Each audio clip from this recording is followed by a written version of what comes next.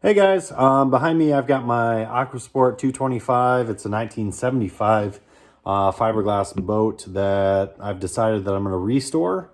More so restore, probably rehab and make it something new. So we're going to renovate this boat and make it into a fishing machine. At least that's the goal. So come along with us on this journey. I'm going to talk about the different steps as we go. I haven't been great about it so far, but hopefully I'll get into rhythm pretty soon.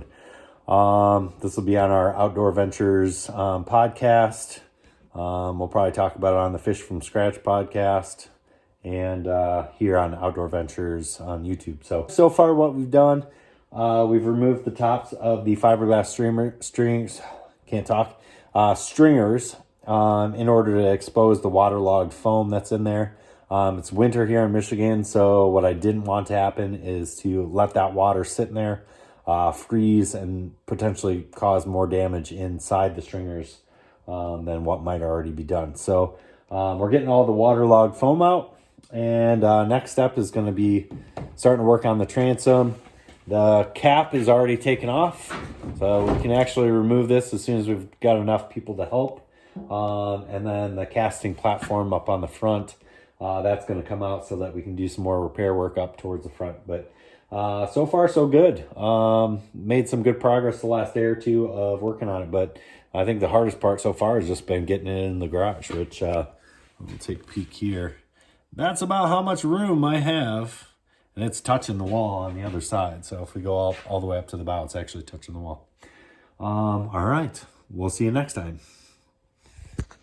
Yeah, I think it just needs a stand on it.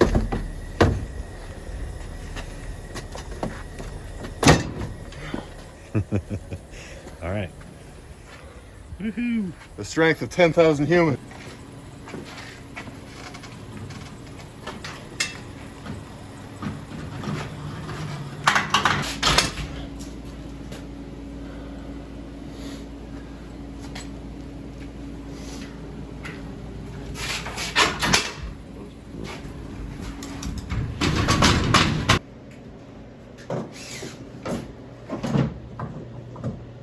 Holes in the...